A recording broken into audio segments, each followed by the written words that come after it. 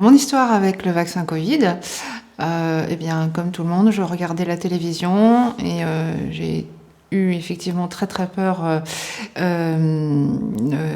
virus et donc comme j'étais en très forte obésité, j'ai décidé de me faire vacciner. À l'époque, je ne travaillais pas.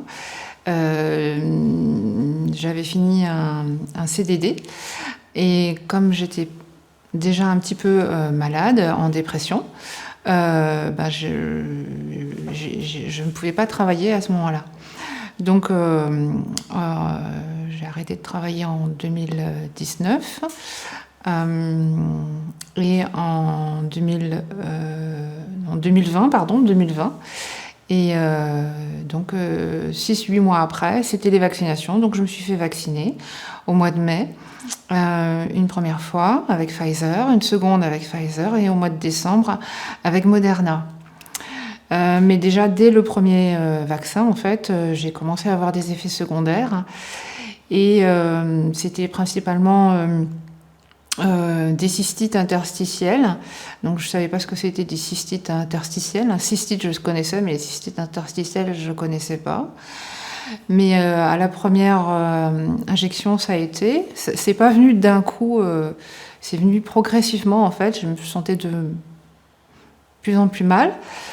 Bon, je savais qu'il y avait des effets secondaires qui étaient prévus, donc dans les 2-3, voire une semaine maximum, où effectivement on n'était pas bien. Effectivement, j'ai pas été bien, mais je m'y attendais puisque c'était les effets secondaires qui étaient attendus. Mais ça a continué en fait, et surtout au niveau des règles. J'ai eu des règles hémorragiques. J'avais des règles hémorragiques de 3 semaines. Et c'est là que ça n'a pas été normal, parce qu'il y avait carrément des matières noires de l'endomètre carrément que je perdais. Donc j'ai été voir ma médecin généraliste qui fait aussi des actes de gynécologie. Donc effectivement, elle a vu les photos, hein, donc elle a dit effectivement, c'est effectivement très important. Mais je lui ai dit que j'avais des règles de 3 semaines, une semaine d'arrêt, et puis 3 semaines encore, mais elle n'a pas pensé à me supplémenter en fer. Et donc petit à petit, ben, en fait, j'ai eu aucune supplémentation. Et petit à petit, ben, j'ai commencé à être de plus en plus fatiguée. Et du coup, elle pensait que c'était dû à la dépression, mais ça allait de pire en mal. J'ai commencé à avoir des fourmillements au niveau des pieds et des mains, et puis des choses assez étranges, une fatigue surtout, une fatigue, mais alors extrême. Je dormais plus de 15 heures jusqu'à 20 heures, et impossible de réfléchir, j'étais dans le brouillard, on appelle ça le brouillard cérébral, c'est-à-dire que je pouvais rien faire d'autre, à peine, je pouvais même pas regarder la télévision ou lire 3 phrases sans décrocher. C'était une fatigue, je dormais à toute heure quoi, de la journée, de 15 à 22 heures, et puis quand il me restait 2 heures à peu près correctes, eh bien je peux en profiter pour me laver, faire à manger, et puis bah, ça y est, presque la journée était terminée. Donc j'allais souvent voir ma médecin généraliste en disant que ça allait de moins en moins bien. Mais rien à faire pour elle, j'étais en dépression, donc du coup il fallait que je continue mes anxiolytiques, mes antidépresseurs, et puis c'est tout quoi.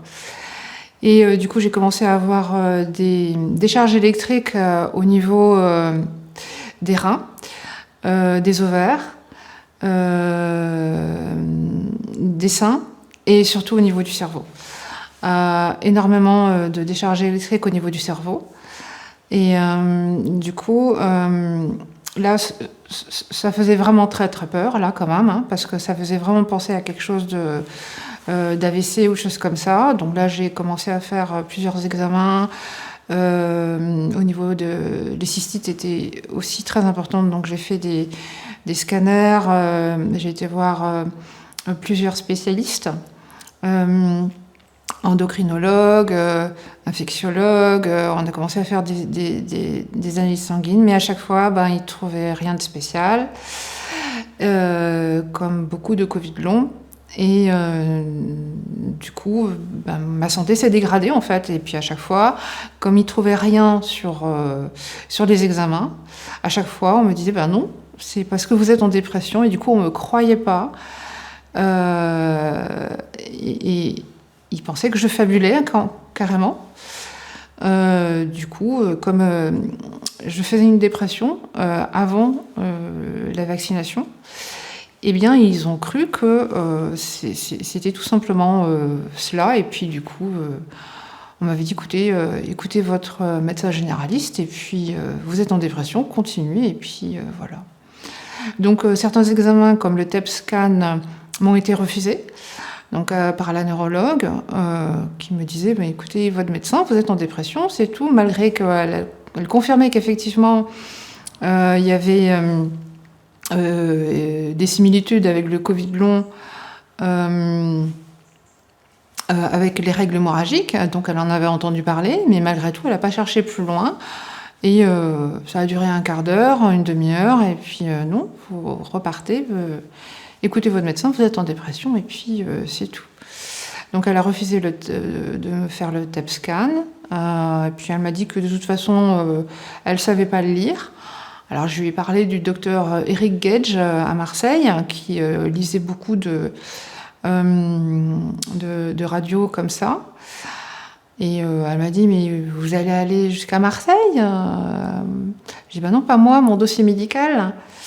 Et puis elle me demandait, et comment vous faites pour payer vos factures? Enfin, c'était vraiment détestable la façon dont elle m'a traitée, mais il n'y a pas qu'elle, malheureusement. Il y a eu beaucoup d'autres personnes qui, dans le milieu médical, qui se sont vraiment mal comportées, et de façon très sèche, très autoritaire, comme par exemple l'urologue. Après avoir fait l'examen pour savoir s'il y avait un problème, je lui ai parlé de mes règles hémorragiques, que j'avais vraiment un problème, et très sagement, elle m'a dit, écoutez, je suis urologue, je suis pas gynéco. Donc du coup, en fait, il sectorise les choses, et il ne regarde pas dans la globalité les symptômes. Donc du coup, voilà. Et c'est pour ça que je me suis fait vacciner, en fait. C'est parce que j'avais très très peur de ce virus. Donc je suis restée à la maison, et finalement je n'ai jamais eu le virus, puisque à chaque fois que j'ai fait des tests PCR, parce que ma médecin demandait à chaque fois que je refasse des tests PCR, mais à chaque fois ils sont revenus négatifs. Donc du coup, comme elle ne voyait pas de quoi il pouvait s'agir, à part la dépression, elle m'a dit, elle en est restée là, quoi. Voilà. Et pourtant, j'ai fait des analyses sanguines moi-même, et à un moment donné, elle me dit, mais on voit bien, il y a une inflammation, mais ça peut être une inflammation on ne sait pas quelle inflammation c'est, ça peut être n'importe quoi. Donc on voit bien effectivement que vous avez une inflammation, mais on ne sait pas ce que c'est. Et c'est tout, elle n'a pas été chercher plus loin. Et du coup, qu'est-ce que je peux dire sur les vaccinations? Au début, quand j'ai fait les recherches un peu avant sur Internet, sur Google et sur YouTube, pour savoir si ces vaccinations n'étaient pas dangereuses. Donc j'ai fait danger, effets secondaires, et je n'ai rien trouvé que du positif, en fait. Mais ça, je ne savais pas, en fait, à l'époque, qu'il y avait de la censure, et j'étais pas au courant. Donc du coup, quand j'ai fait ces vaccinations, par rapport à mon obésité, j'étais persuadée que j'allais me protéger, en fait. J'aurais jamais imaginé que les gouvernements auraient été impliqués dans un scandale sanitaire aussi immense que celui qu'on a vécu, quoi. Euh, et en plus, le pire, c'est que pour protéger mes enfants, j'ai aussi incité mes enfants à se faire vacciner. Là, ça a été la catastrophe aussi, quand je me suis rendu compte que eux aussi ont eu des effets secondaires. Mon second fils a toussé pendant 6 mois, mais une toux énorme. Mais je savais quand il dormait, c'est quand il toussait plus. Sinon, il n'arrêtait pas de tousser. Pendant 6 mois, ça a duré comme ça. Et la médecin généraliste, la MAM, disait il fumait, il commençait à fumer à ce moment-là, et ben, il a qu'à arrêter de fumer et puis ça ira mieux. Mais c'était énorme. Il toussait de façon incroyable. Mon premier fils, lui, en revanche, il a eu une baisse d'immunité, il a fait une dépression aussi. Donc du coup, c'est difficile aussi. Sans compter qu'on sait maintenant aussi qu'il peut y avoir des problèmes au niveau de la fertilité, des choses comme ça. Donc je regrette franchement d'avoir fait injecter mes enfants en plus de moi. Alors qu'eux, en fait, ils étaient plus jeunes, ils n'avaient pas forcément besoin de faire cette injection. Mais par peur, pour les protéger, voilà ce que j'ai fait. Et je le regrette, bien évidemment, quoi. Sinon, me concernant, je suis restée aussi 1 an en errance médicale, en fait, parce que pendant 1 an, je ne savais pas ce que j'avais. Je voyais bien qu'il y avait autre chose en plus de la dépression. Je dis non, il y a vraiment autre chose en plus de la dépression. Ça va pas, vous voyez bien qu'il y a les règles hémorragiques, j'ai des décharges électriques, j'ai des fourmillements. Qu'est-ce que j'avais également ? J'avais des tremblements aussi, au niveau des mains, comme Parkinson. J'avais des problèmes de mémoire, des difficultés à trouver mes mots. J'ai toujours ce genre de soucis-là. Même à la lecture, quand je lisais, des fois, je me rendais compte que je sautais des mots. Et du coup, je ne comprenais pas la phrase que je lisais. J'oubliais des mots simples. Ça m'est arrivé d'oublier par où aller pour aller faire mes courses, par exemple. J'oubliais la route. J'oubliais mes codes les codes de la carte bancaire. J'oubliais plein de choses. J'avais des vertiges aussi, beaucoup de vertiges. Qu'est-ce que j'avais eu d'autre aussi ? Des tremblements incontrôlés aussi, au niveau des membres inférieurs. Et beaucoup de tics aussi, comme ça, des tics au niveau de la tête. Et j'avais aussi carrément la cage thoracique qui se compressait d'un coup, comme si je recevais un coup de poing dans le thorax. Et ça me faisait tellement... c'était tellement fort, tellement violent, la contraction, que ça me faisait émettre un son comme ça. Tellement c'était fort, donc beaucoup de mouvements incontrôlés. J'avais également des fuites urinaires.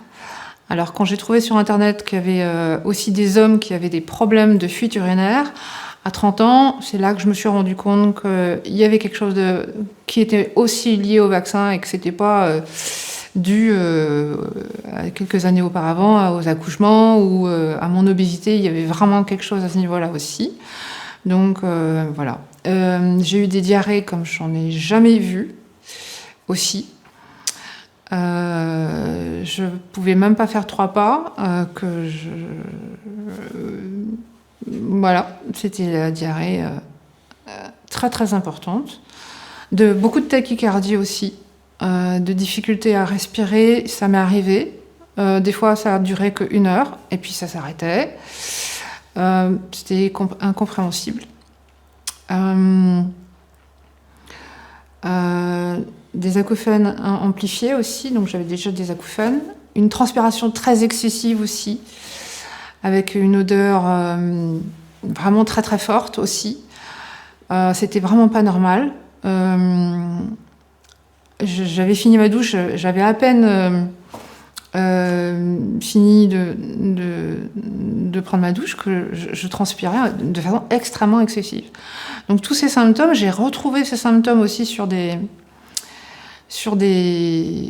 réseaux sociaux, sur les groupes de Covid long en fait, parce qu'au début j'ai cru que j'avais qu'un Covid long. Je me suis dit, ça vient peut-être, au début je me suis dit que ça venait peut-être pas des vaccins, que j'avais peut-être attrapé le virus, mais au vu de l'obésité que j'avais, je n'ai jamais été hospitalisée. Donc du coup, et tous les tests PCR sont revenus négatifs à chaque fois. Donc je n'ai pas, j'ai juste été essoufflée juste 1 ou 2 journées, mais c'est tout. Donc c'était vraiment pas le virus. Et puis au vu de tout ce qu'il y avait d'autre comme symptômes, ça pouvait pas venir de là. J'avais des douleurs musculaires, les yeux et la gorge extrêmement secs aussi, comme pour diabète. J'avais des démangeaisons aussi, j'ai eu des boutons aussi sur les jambes. Et j'ai eu aussi un trou noir au niveau de la vision, comme de la DMLA, avec un rond noir. Et je regarde un petit peu ce que j'avais. La difficulté aussi au niveau de la gorge pour avaler. J'ai fait des fausses routes. La gorge qui gonflait. Parce qu'en fait, je me suis rendu compte que je suis devenue allergique aussi à certains aliments. J'étais pas allergique, donc comme par exemple l'huile de sésame que j'aimais bien avant, je suis devenue allergique. Il y a la sauce tomate aussi, par exemple les tomates. J'ai du mal avec les tomates, les histamines et tout ça. Je me suis rendu compte que y avait pas mal de choses que je pouvais plus manger. Le chocolat, alors là c'était terrible. Là, j'avais carrément de la tachycardie avec. Et vraiment une sensation de mal-être, hein, un peu d'étouffement. Voilà.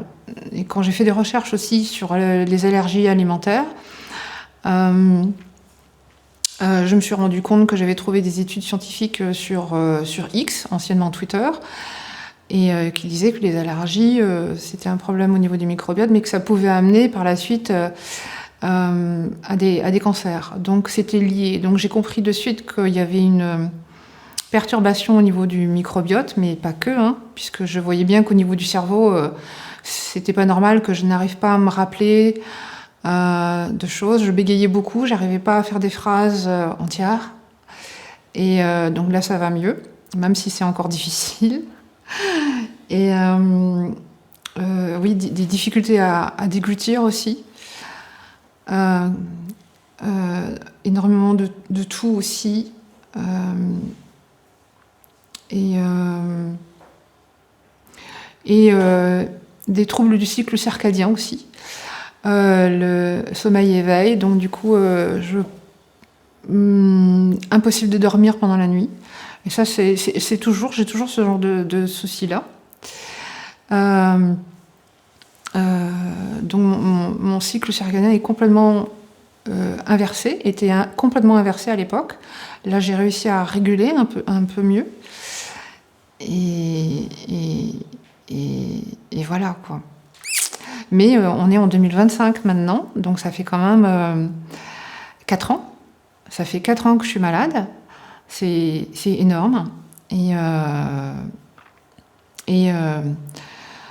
il faut dire que j'ai dû faire mes propres recherches parce que donc déjà il y a eu 1 an d'errance médicale et pendant 1 an j'ai été voir plusieurs spécialistes et tout ça.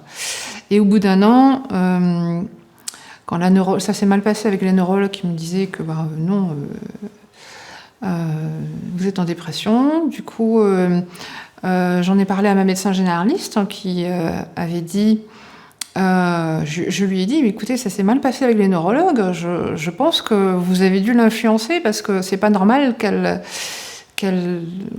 sache et qu'elle mette tout sur la dépression. Et du coup, elle m'a refusé, voilà. Donc ça n'a pas plu à ma médecin généraliste. Et 4 jours après, normalement, je devais avoir un rendez-vous au service Covid long à Brest. Et donc j'avais mon rendez-vous qui était pris depuis longtemps. Et on me téléphone le jour J, 3 heures avant mon rendez-vous, pour me dire qu'il est annulé. La secrétaire est très gênée. Là, je sens qu'il y a un problème. Et je demande pourquoi. On me dit que c'est parce que le médecin a une réunion. Je trouve un peu bizarre. Je vois bien qu'avec la secrétaire, elle est vraiment très gênée. Qu'il y a vraiment quelque chose. Je demande, écoutez, donnez-moi un autre rendez-vous. Et elle me dit non, c'est pas possible. On peut pas vous donner un autre rendez-vous.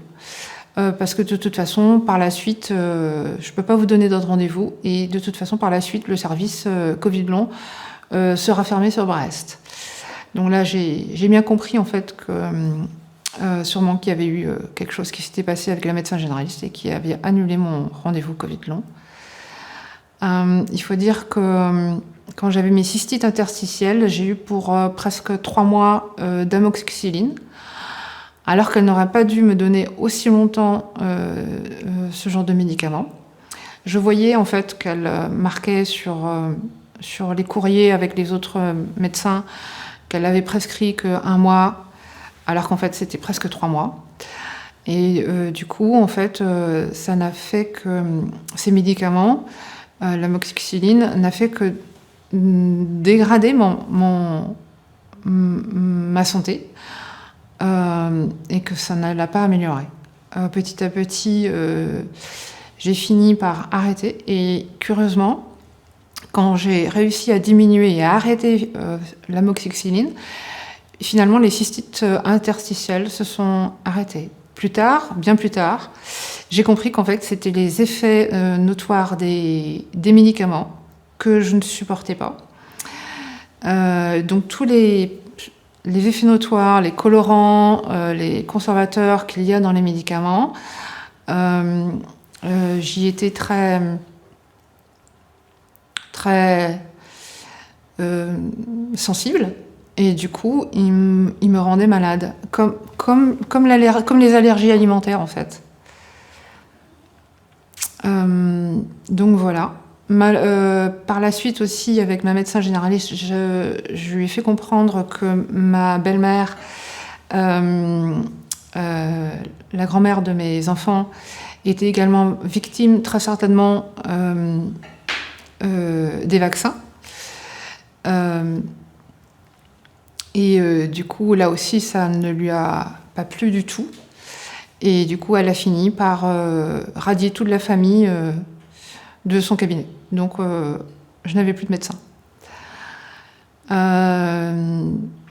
Au début, j'ai eu peur. Et puis, 3 mois après, je me suis dit, vu les nombres de médecins que j'ai vus, à chaque fois, ça ne s'est pas très bien passé. Ils ne trouvaient rien. À chaque fois, j'ai été psychiatrisée.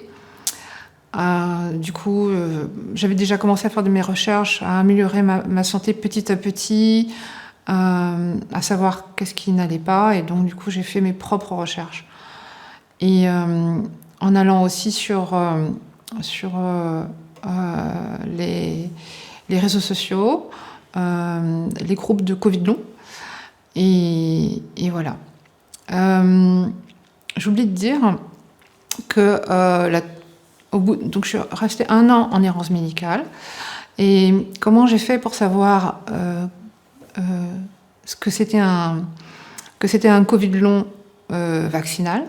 J'ai vu en fait sur le journal une journaliste qui avait fait un article concernant les règles hémorragiques.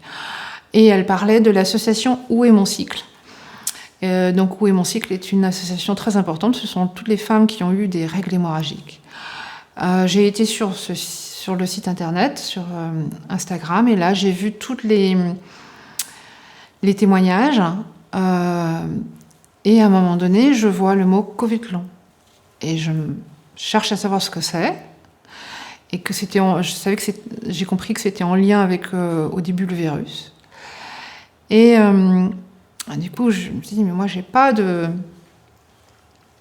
le virus, donc je comprends pas, j'ai exactement les mêmes symptômes, je comprends pas. Donc j'ai cherché quand même, je voyais que c'était les mêmes symptômes, donc du coup j'ai recherché.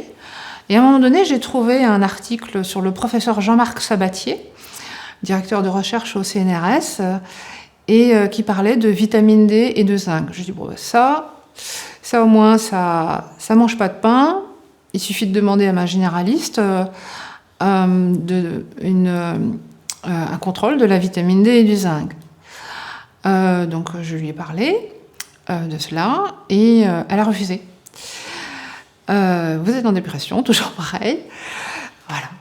Donc comme j'allais presque tous les 15 jours la voir parce que ça n'allait vraiment pas, j'avais plusieurs autres symptômes, j'étais vraiment mal.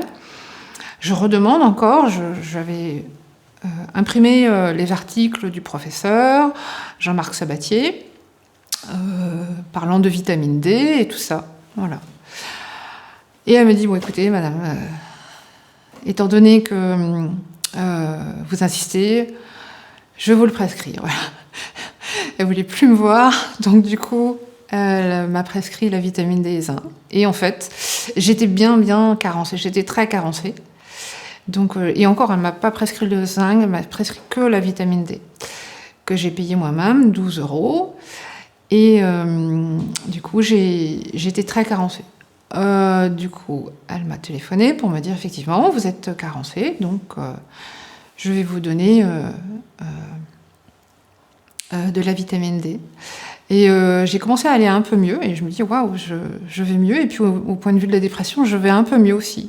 Donc j'ai fait mes recherches, vitamine D et dépression, et je me suis rendu compte, j'ai trouvé, en faisant DOI aussi, l'index des études scientifiques, une étude scientifique, une des dernières, d'un Suédois, Tuomas Mikkola, qui parlait qu'effectivement, une carence en vitamine D induisait une dépression.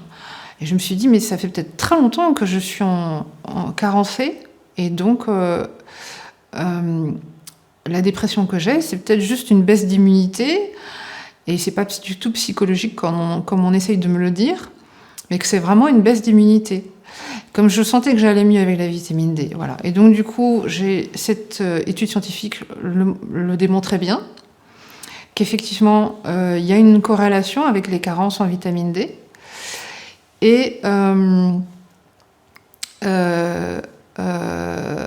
quand j'ai regardé les sources de cette étude scientifique, je me suis rendu compte qu'il y avait des études scientifiques qui dataient de 1967 et plusieurs de 2000, et je me suis dit, mais comment se fait-il que on m'ait jamais dit, quand je faisais ma dépression, que ça pouvait être une relation avec une carence en vitamine D. Ces études scientifiques datent de 1967, bien avant ma naissance, plusieurs autres en 2000. C'est pas normal que... c'est là que j'ai compris qu'en fait, les médecins généralistes, en général, certains ne se mettent pas du tout à jour, en fait. Voilà. Et donc, du coup, pour remercier le professeur Jean-Marc Sabatier, parce que du coup, c'est là que j'ai commencé à aller mieux. Déjà, un peu mieux, hein, parce que c'était vraiment dramatique dans l'état où j'étais. Eh bien, j'ai contacté le professeur Jean-Marc Sabatier, et là, je lui ai dit, mais je comprends pas, parce que j'ai pas eu le virus, quoi. Et là, c'est lui qui m'a dit, mais en fait, l'encéphalomyélite myalgique que vous avez, enfin, ou Covid long, hein, vaccinal, peut être vaccinal ou viral, ou les deux. Donc, effectivement, vous êtes Covid long, dû au vaccin, c'est ce qu'il a supposé. Et effectivement, je me suis dit, ben oui, ça peut être que ça, parce que je n'ai jamais été hospitalisée. Au vu de l'obésité que j'avais, si j'avais été hospitalisée, j'aurais eu des gros problèmes de respiration, mais j'ai jamais eu ça. J'ai juste eu une journée de respiration, et puis le lendemain, ça s'arrêtait, quoi. Donc c'était je n'ai jamais vraiment eu, j'ai vraiment jamais eu le virus. Et que c'était vraiment dû aux vaccinations Covid, quoi. Donc je l'ai remercié, il est adorable, il est vraiment très gentil. Je me suis dit au début quand je lui ai téléphoné que j'allais être sans doute rembarrée en me disant qu'il est occupé et qu'il a autre chose à faire, mais il m'a écouté. C'est vraiment un homme très professionnel. Quand on l'écoute, on ne comprend pas tout ce qu'il dit, mais on voit qu'il est très calé sur le sujet et très attentionné, très proche des victimes. Et c'est là que j'ai compris, et du coup j'ai commencé à suivre ce qu'il faisait. Et petit à petit, je me suis rendu compte qu'il y avait de la censure aussi, parce que je n'ai pas compris non plus concernant la censure sur les réseaux sociaux. Et alors ça a été une découverte incroyable de me rendre compte qu'en France, on était censuré, que des médecins, des chercheurs de renom étaient censurés, des témoignages de guérison de façon par la naturopathie étaient censurés aussi.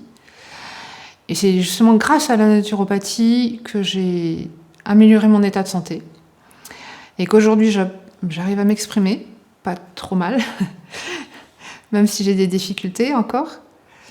Et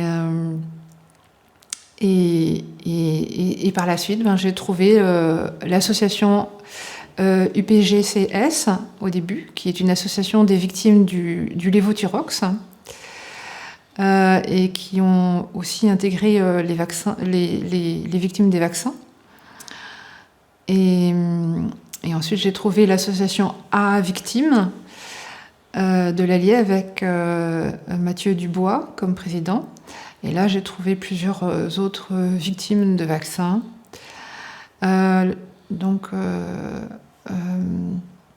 Et Viac 19 aussi, avec Dominique Bodino, qui fait une carte avec de la France qui répertorie toutes les victimes, dont sa fille. Et également Verity France, qui parle des adolescents qui sont décédés, comme Anthony Rio. Anthony Rio qui a eu un vaccin dont le numéro de lot a été distribué sur Brest, Nantes et Morlaix. C'est le vaccinodrome où je me suis fait vacciner. Heureusement pour moi, je n'ai pas eu ce lot-là. Mais j'ai eu des lots qui sont répertoriés avec d'autres victimes aussi, que d'autres victimes ont eu également.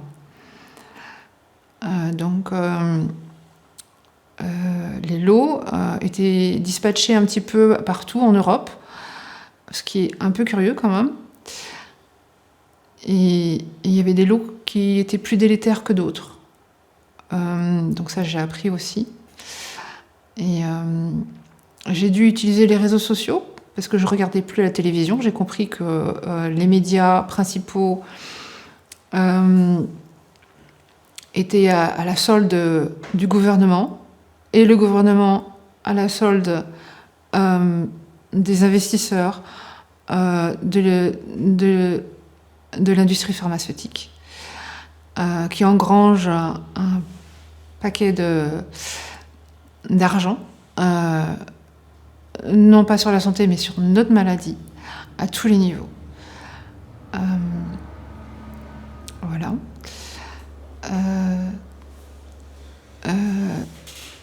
Par la suite, donc j'ai continué à faire mes propres recherches.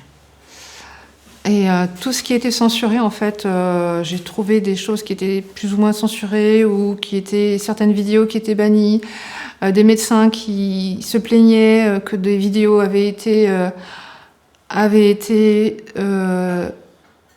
supprimées. c'est là que j'ai compris que c'était les bons médecins à suivre, en fait. Et donc, du coup, j'ai vraiment cherché à comprendre qu'est-ce qu'ils disaient concernant la naturopathie. Souvent, ces médecins avaient été eux-mêmes malades. Donc, du coup, j'ai suivi le docteur Josh Axe, docteur Peter Osborne, docteur Eric Berg, en France, le docteur Georges Mouton, Jérémy Mercier. J'ai écouté aussi beaucoup la journaliste Corinne Lello concernant les perturbateurs endocriniens, parce que je me suis rendu compte que tout ce qui était allergique et perturbateurs endocriniens qu'il y avait dans l'industrie, dans l'alimentation, je savais que c'était délétère, bien évidemment, mais là, je le ressentais, en fait. Là, je le ressentais. Et là, c'était vraiment différent. Donc, du coup, j'ai dû me mettre à l'alimentation bio, vraiment bio, pour pouvoir améliorer mon état de santé. Ça coûte plus cher, mais c'est le prix de la santé, malheureusement.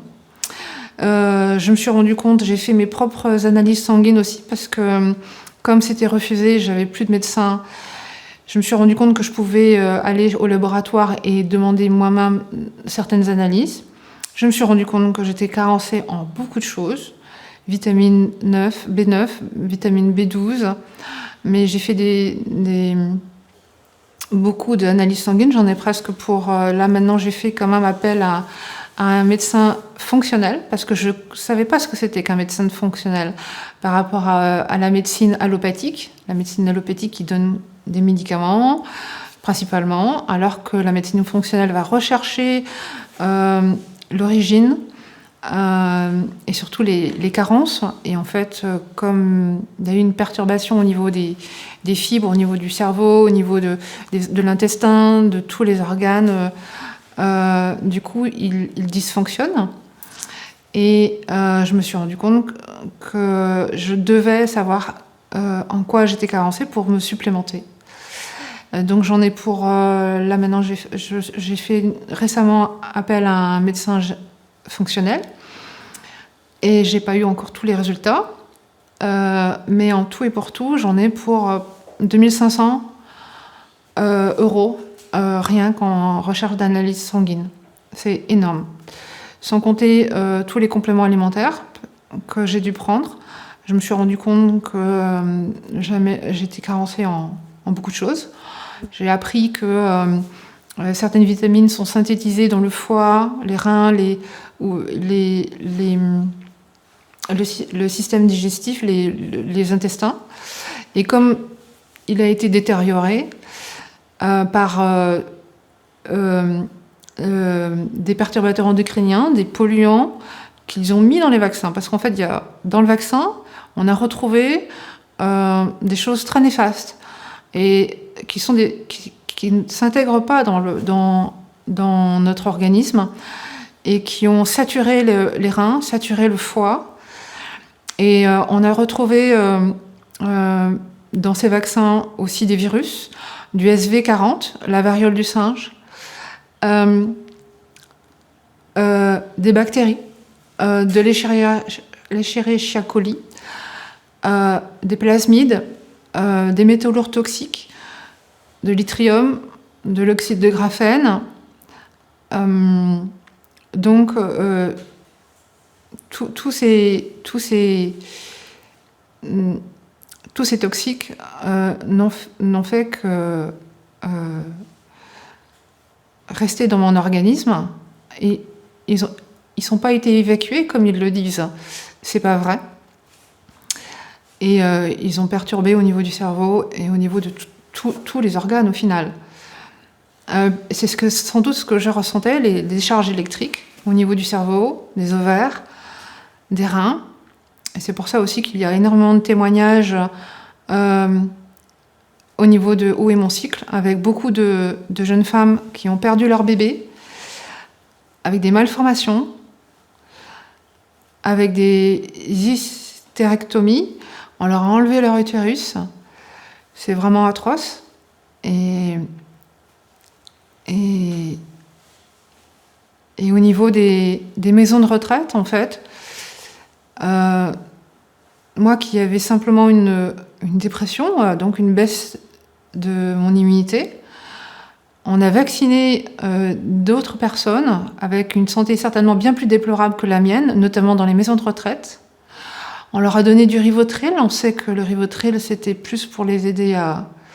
Ça n'a pas aidé. Ça a été plus catastrophique qu'autre chose. C'est lamentable ce qui se passe. Et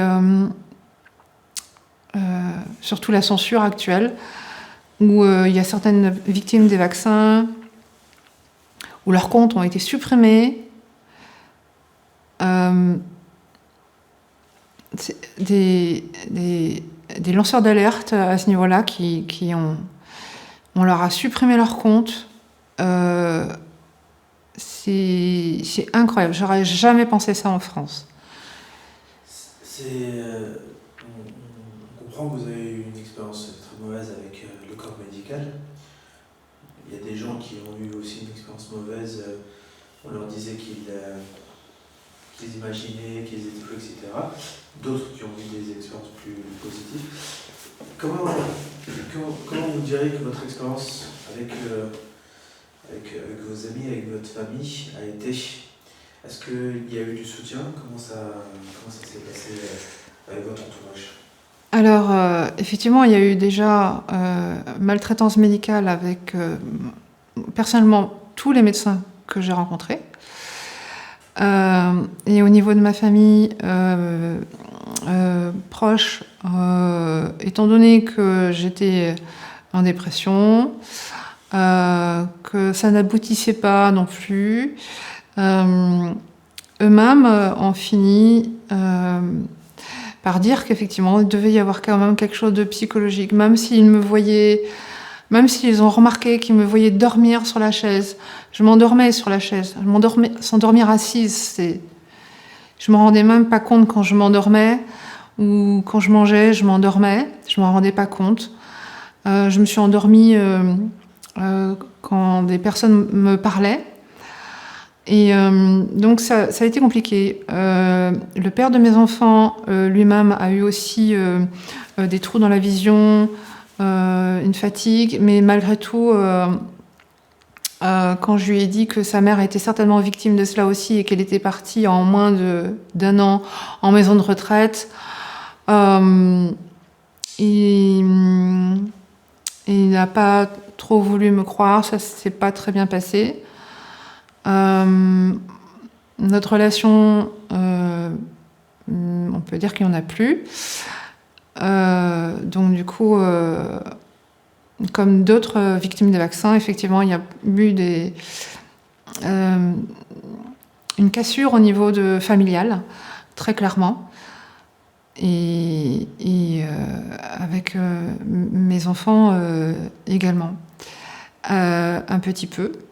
Sans compter que, entre-temps, je suis devenue grand-mère il y a 2 ans. Et quand j'ai fait les recherches sur les vaccins pédiatriques, ce que j'aurais jamais fait, puisqu'en fait, on a toujours été vaccinés, et j'aurais jamais pensé remettre en cause, en fait, le milieu médical. J'avais jamais entendu parler de problèmes au niveau des vaccins. Donc, j'ai fait mes propres recherches. Et là, je savais qu'il y avait de la censure, je savais où chercher. Et là, quand j'ai vu les problèmes d'autistes, de TDA, de TDAH, quand j'ai vu la symptomatologie, c'est les mêmes symptômes que pour les Covid longs. Les mêmes symptômes que j'avais, les mêmes symptômes que pour l'encéphalomyélite myalgique. Et là, ça a été catastrophique. Là, j'ai compris qu'en fait, un enfant qui devient autiste, à cause des vaccins, et maintenant qu'il y a les téléphones portables, les jeunes parents on peut voir la différence avant et après. Et là, je me suis rendu compte que l'industrie pharmaceutique n'avait pas d'âme du tout, n'avait pas de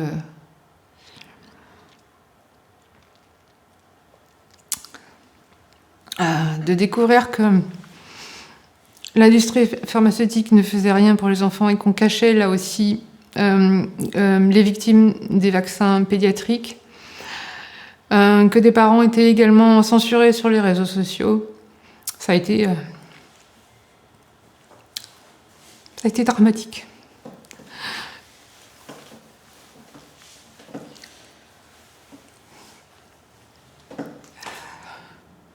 Qu'est-ce que cette expérience vous a appris sur l'être humain? Qu'il y a vraiment des êtres humains qui ne méritent pas cet adjectif d'humain, parce qu'ils n'ont rien d'humain.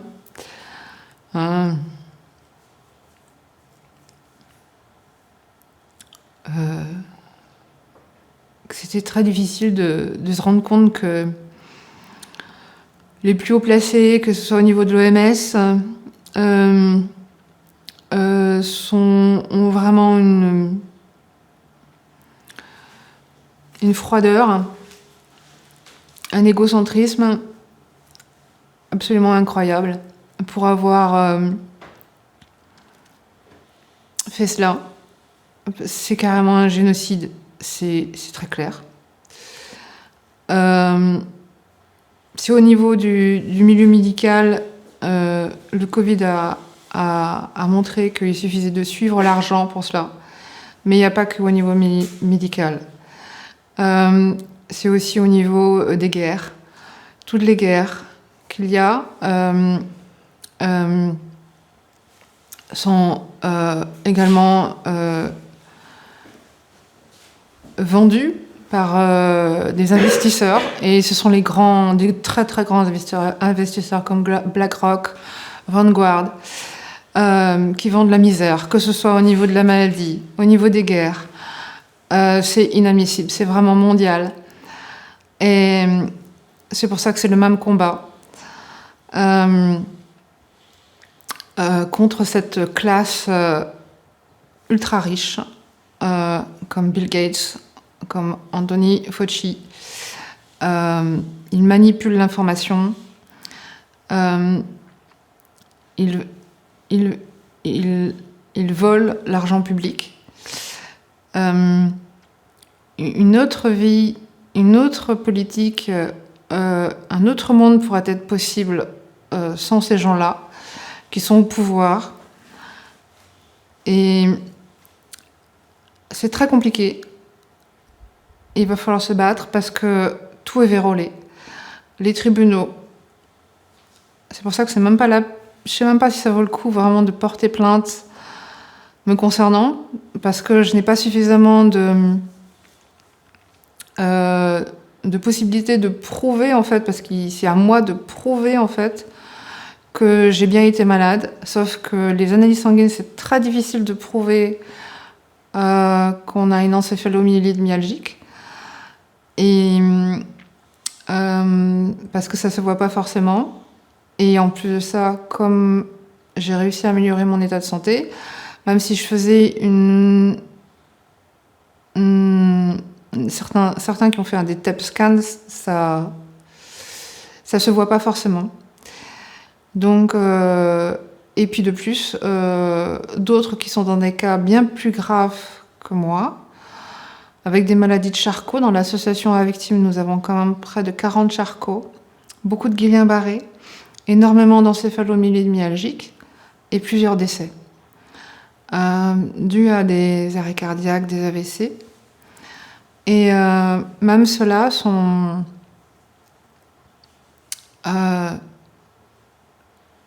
embêtés par la justice. Donc, parce que le gouvernement fait tout pour pas qu'on sache que c'est eux qui ont mis ça en place, pour pas qu'ils soient condamnés. Ils ont tous les moyens pour faire de la censure. Donc c'est pour ça que je vous remercie aujourd'hui, Nexus, ainsi que tous les médias indépendants, de porter cette parole, parce que c'est pas à la télévision ou dans les médias qu'ils en parlent. Et pourtant c'est énorme, parce que tout autour de moi, je vois qu'il y a énormément de gens qui ont eu des problèmes, mais qui n'en parlent pas. Il y a énormément de victimes, en fait. Des gens qui font des dépressions, des gens qui ont eu des problèmes cardiaques. J'entends plein de gens qui en parlent, mais ils ont peur de témoigner. Il y aurait certainement bien plus de témoignages, mais c'est encore tabou, en fait, de parler des vaccins. Et on sait aussi que certaines personnes vont s'écarter de vous. Je sais que j'ai certaines personnes, quand j'en ai parlé, qui se sont éloignées de moi, qui ne voulaient plus me voir. Mais c'est important de le faire quand même, parce qu'il y a vraiment eu un gros problème avec ces vaccinations. D'ailleurs, même pour les vaccins pédiatriques, le ministre de la Santé actuel, Robert Kennedy, dit bien qu'il y aura des modifications et des recherches sur vraiment tout ce qu'il y a dans ces vaccins, et que ce ne sera plus forcément les laboratoires, l'industrie pharmaceutique qui feront leur propre contrôle. C'est vraiment au gouvernement de faire le contrôle de ce qu'ils mettent réellement dans les vaccins, parce qu'ils ne disent pas tout. Et que par la suite, aussi les vaccins pédiatriques, il n'y aura plus d'aluminium et de métaux lourds dedans, et qu'ils vont bien contrôler cela, et surtout la corruption, quoi. Vous avez donc, si j'ai bien compris, décidé de ne pas poursuivre l'État, pas de faire de démarche auprès de l'ONIAM. C'est bien ça ? Alors l'ONIAM, en fait, c'est même pas la peine. Si je devais porter plainte, l'ONIAM, c'est uniquement pour essayer d'avoir une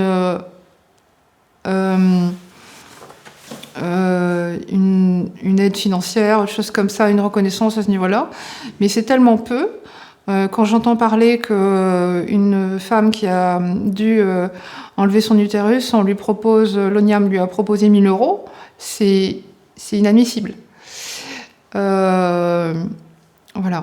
Donc du coup, en fait, l'ONIAM ne propose que de petites sommes. Donc si je devais porter plainte, je vais y réfléchir. Ce serait sans passer par l'ONIAM, parce qu'en fait, je ne demande pas de... Je sais que je n'aurai rien, malheureusement, parce que c'est à moi de prouver que j'ai une encéphalomyélite myalgique, mais ça a déjà été tellement compliqué que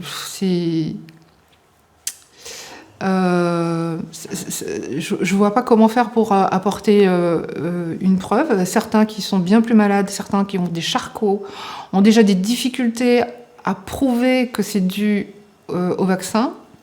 C'est tellement compliqué, tellement vérolé. Ils veulent, au niveau de la pharmacovigilance, ils font tout pour qu'il n'y ait pas de victimes avérées.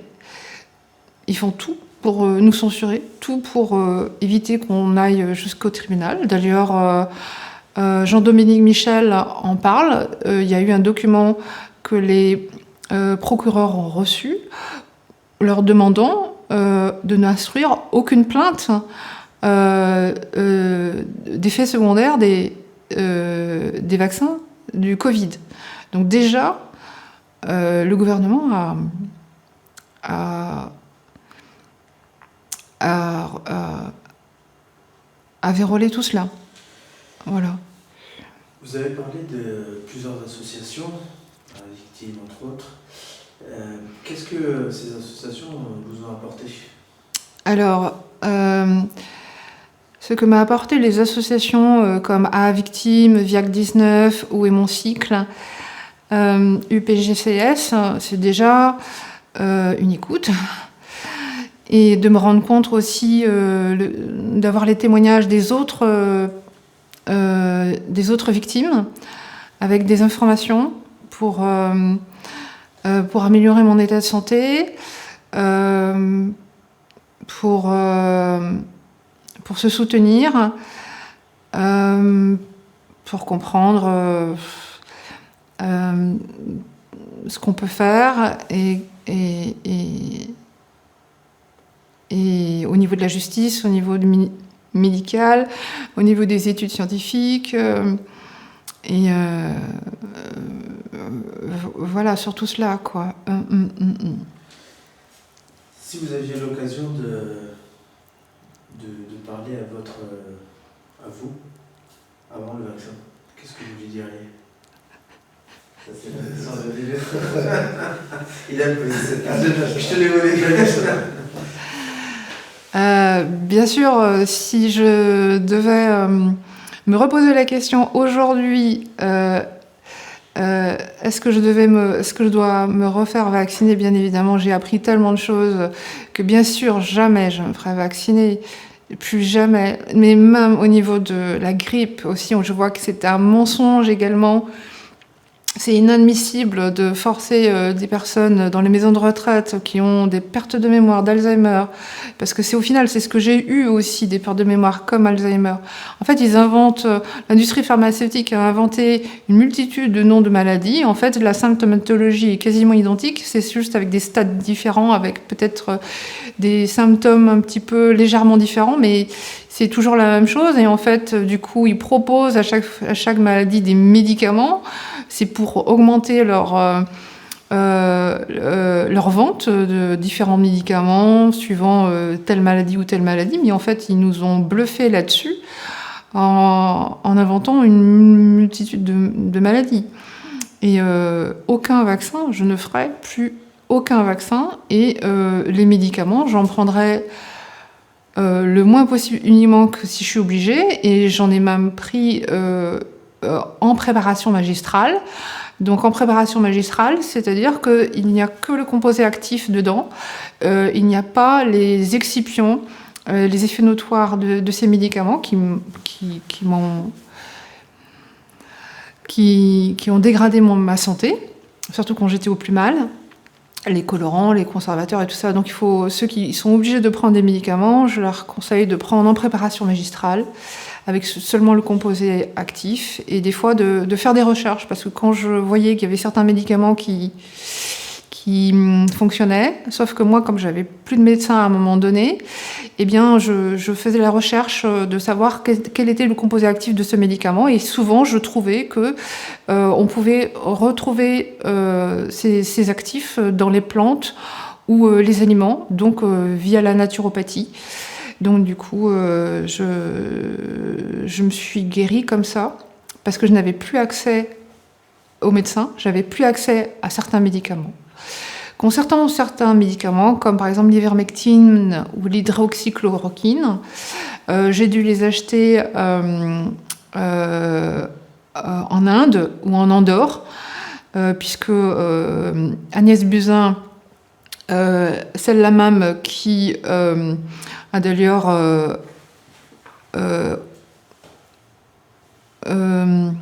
imposé plus de vaccinations obligatoires aux enfants, alors même qu'il y a des conflits d'intérêts avec son mari, qui était au laboratoire P4 à Taïwan. Il y a clairement des conflits d'intérêts avec cette femme, Agnès Buzyn. C'est inadmissible. Je ne sais pas comment elle fait pour se regarder dans la glace, ce qu'elle a fait. Du coup, j'ai été obligée d'acheter l'ivermectine et l'hydroxychloroquine à mes frais, bien évidemment. Tout comme les suppléments alimentaires, complémentaires, j'ai dépensé beaucoup pour améliorer ma santé. C'était ça, ou je me serais retrouvée soit en hôpital psychiatrique, ou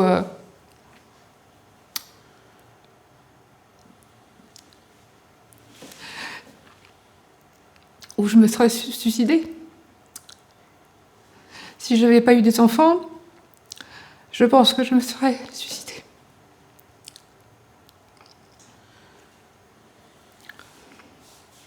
Comment vous voyez le futur? Alors, comment je vois le futur? Eh bien, je vois le futur sous le nom de la résistance. il y a toujours eu des résistants. L'histoire nous a montré qu'il en fallait.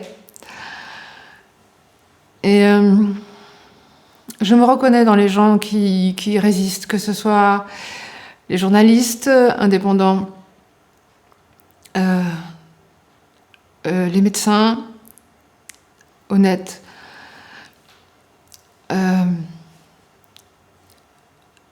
tous les gens qui essaient d'alerter, d'informer, de changer ce paradigme. Et heureusement qu'on a aussi les réseaux sociaux, même s'ils sont censurés, d'informer le maximum de gens, malgré la censure, de façon à ce que on ait une nouvelle société, une société plus juste. Ça sera long, ça sera difficile, parce qu'ils tiennent à leur poste, que ce soit au niveau de l'OMS, avec Ursula von der Leyen, qui aurait dû être éjectée depuis longtemps et mise en prison, comme Bill Gates.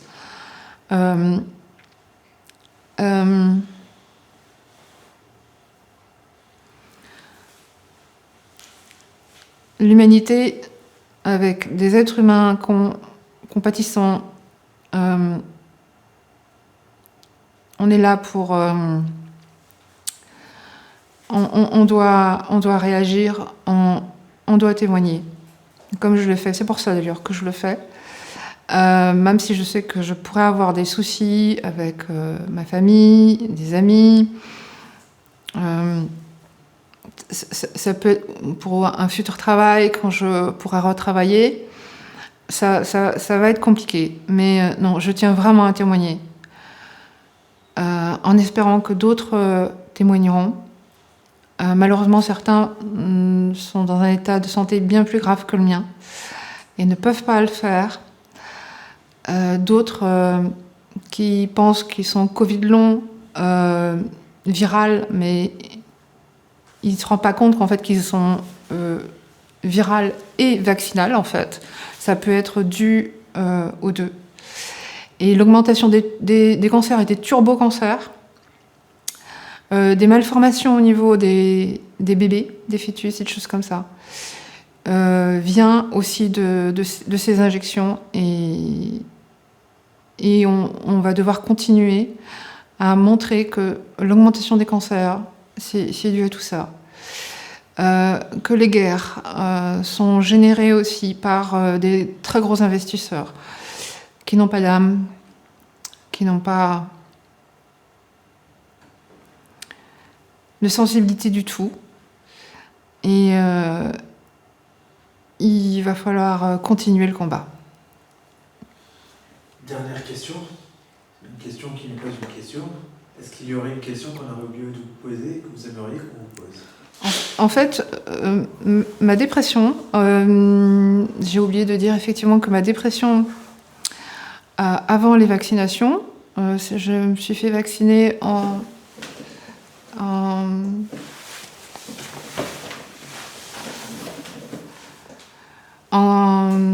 2019. Je me suis fait vacciner en 2019. Ce que j'avais oublié de dire, c'est que je me suis fait vacciner en 2019 avec un rappel de vaccin d'été polio. Et en fait, c'est là que je me suis rendu compte après que 6 mois après, j'étais en dépression. Donc 6 mois après le rappel d'été polio, j'étais en dépression. Et du coup, c'est là que j'ai été voir ma médecin généraliste et que j'ai eu des antibiotiques, des anxiolytiques. Comme quoi, quand je me suis renseignée sur les vaccins pédiatriques aussi, ils m'avaient déjà diminué mon système immunitaire. Et la dépression, en fait, c'est pas psychologique, c'est vraiment une baisse du système immunitaire, avec diminution des vitamines, minéraux. J'ai fait aussi des recherches de neurotransmetteurs. Et ça, c'est une chose qu'on ne fait pas dans les analyses actuelles. On fait que le faire. mais on ne fait pas la vitamine D, la vitamine C, la vitamine B9, les vitamines du groupe B qui sont extrêmement importantes. Et tous les neurotransmetteurs, on ne fait pas. Beaucoup de personnes pourraient avoir une meilleure santé rien qu'avec cela. Et d'ailleurs, l'OMS ne préconise aucune recherche. Et d'ailleurs, aussi, la médecine fonctionnelle se rend bien compte aussi que l'OMS modifie les références des laboratoires pharmaceutiques pour pas qu'on se rende compte qu'on est carencé. Donc, il diminue les références en minéraux. C'est pour ça qu'il faut vraiment aller voir un médecin spécialisé en médecine fonctionnelle. Parce qu'on pourrait croire, par rapport aux références des laboratoires, que l'on n'est pas carencé, ou qu'on n'a pas de diabète, ou qu'on n'a pas de problème de cancer, ou de choses comme ça, alors qu'en fait, tout est fait pour qu'on soit de plus en plus malade, pour l'industrie pharmaceutique, pour ensuite nous donner des médicaments, et c'est comme ça qu'ils gagnent l'argent. C'est comme Octobre Rose, en fait, avec le cancer du sein. Ils nous font des radios qui irradient, en fait, et abîment et compressent les seins. Mais c'est ça aussi, la compression des seins qui fait que... et la radiation au niveau des seins qui fait qu'il y a une augmentation des cancers du sein et qu'ils arrivent à trouver quelque chose. Même un petit peu, mais ça dégrade les seins. Et là, c'est tout bonus, là aussi, pour Big Pharma, l'industrie pharmaceutique, qui est une entreprise... voilà. Il faut dire aussi que je me suis rendu compte que ce n'était pas le seul scandale sanitaire que j'avais vécu. J'ai aussi eu la pilule Diane 35. Quand j'étais jeune, quand j'avais une vingtaine d'années, j'ai pris la pilule Diane 35, qui fait partie aussi des scandales sanitaires, mais ça, je l'ai su seulement qu'il y a peu de temps. J'avais perdu connaissance. J'ai aussi eu une vaccination pour le H1N1, lorsque Roselyne Bachelot avait tenté, elle aussi, ce scandale sanitaire. Donc moi, j'avais été vaccinée aussi en H1N1. J'ai fait une... voilà. Et mes problèmes de santé, que j'ai toujours eu, en fait, tiennent aussi déjà lorsque j'étais enfant, puisque j'avais des problèmes intestinaux assez importants. Le stress qu'il y avait à l'école, parce que j'avais peur, parce que j'avais des ballonnements, le stress augmentait. Donc j'ai trouvé des études scientifiques qui montraient bien que les problèmes intestinaux étaient augmentés avec le stress. Et là, déjà à l'époque, on m'avait prescrit des médicaments de 3 semaines. Premier traitement, ça marche pas. Deuxième, on refait encore un autre, 3 semaines. Ça marche pas. On fait un troisième traitement de 3 semaines encore. Donc ça fait 3, 4, 5, 6, 7, 8, 9 semaines de traitement. Et ça ne fonctionnait toujours pas. Donc du coup, on m'a donné des médicaments à prendre lorsque j'avais ces problèmes intestinaux. En fait, ça a détruit mon microbiote et ça a détruit ma santé. Voilà.